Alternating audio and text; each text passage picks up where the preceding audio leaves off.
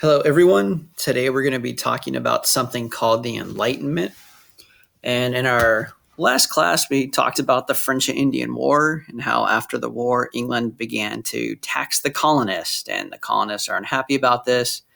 They don't like the taxes, but they also do not like that there is no representation. And eventually, it's going to lead to the American Revolution. They're going to declare independence from England.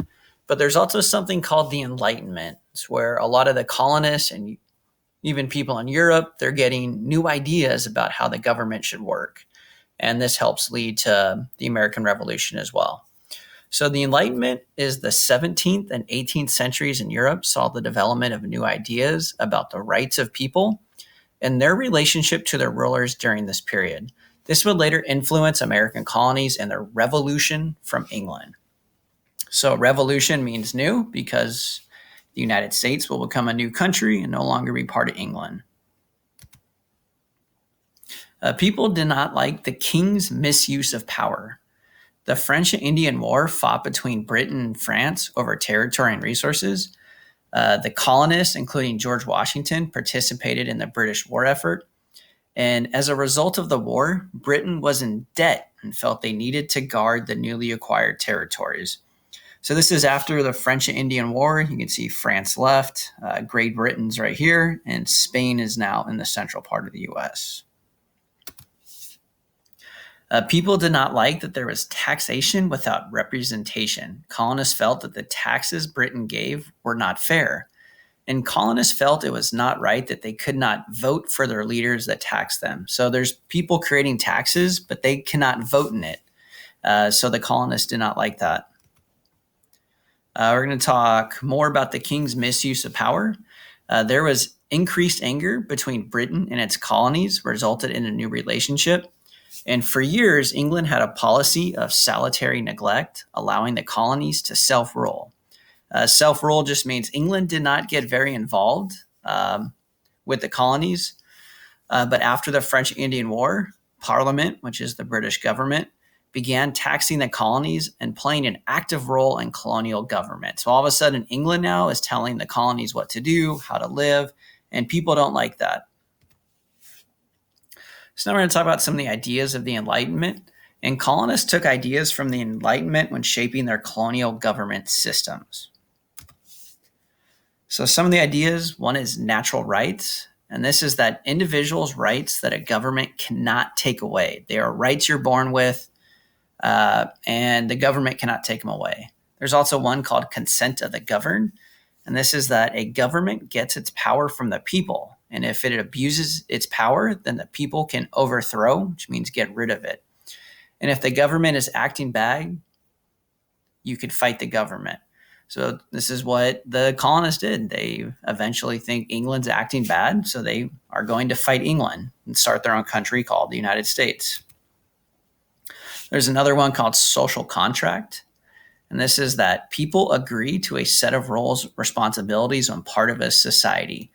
It's just the idea that there's rules everybody follows. I mean, we have rules that we follow. And it's just the idea that there's rules. Another one called ordered liberty. This is freedom, but only limited by the need for order. So you are free unless you hurt others. So you can do whatever you want as long as you don't hurt other people.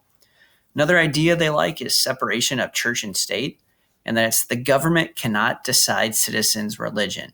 People are free to choose any religion they want. So there can't be an official government religion. You can't tell people to be a certain religion. So it's just that church and state, which is government, are separate. And then there's separation of powers. It's that a government should have branches of government with separate powers. A king or president should not have all the power. So the U.S., we have separation of powers. We have the legislative branch, which is Congress. We have the executive branch, which is the president. And we have the judicial branch, which is the Supreme Court. And they all have separate rules. They can overrule each other on certain things. So one branch does not have all the power, and one person does not have all the power. Some important people in the Enlightenment. One is John Locke. He came up with social contract theory, in which the government's responsibility is to protect your natural rights. Remember, natural rights are something you are born with. And John Locke felt that it was the government's responsibility to protect it. There's another guy named Thomas Paine. He wrote a book named Common Sense, which became very popular in the colonies. Common Sense said that the King of England was bad and that they needed to declare independence from England. So he wanted a United States. He did not want to be part of England. He did not like the King of England.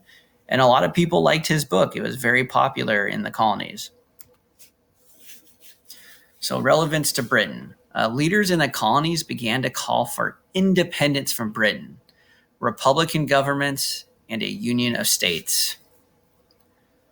Propaganda was released that called the king the greatest enemy of American liberty. So people in the colonies were saying that the king was the greatest enemy. And by 1776, Enlightenment ideas were used to write influential documents such as Common Sense, which is written by Thomas Paine, and the Declaration of Independence, which is written by Thomas Jefferson. And the Declaration of Independence is when we declare independence from Spain. It was written on July 4th, 1776, and that's why we have the 4th of July. It's the day it was written.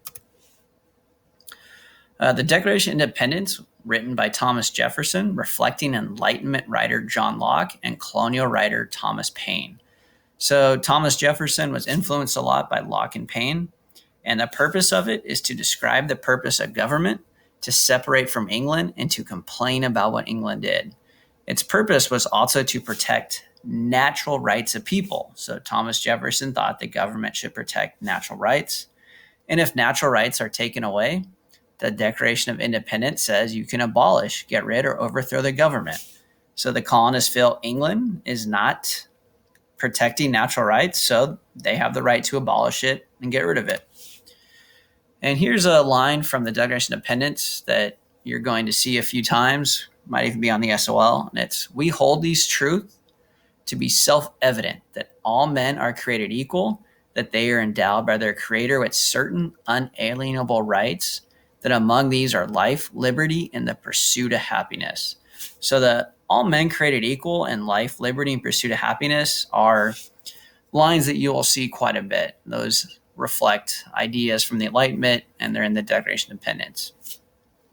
It also says that to secure these rights, governments are instituted among men, deriving their just powers from the consent of the governed. That's another idea of the Enlightenment. Where does the government get its power from? From the governed, from the people, because you're voting for them. And that whenever any form of government becomes destructive of these ends, it is the right of the people to alter or abolish it and to institute a new government. So that's what the United States, the colonists, are going to do. They feel it's their right to alter or abolish it. So they're going to abolish England, and they're going to institute a new government, which is the United States. All right, that's it for today. If you guys have any questions, let me know.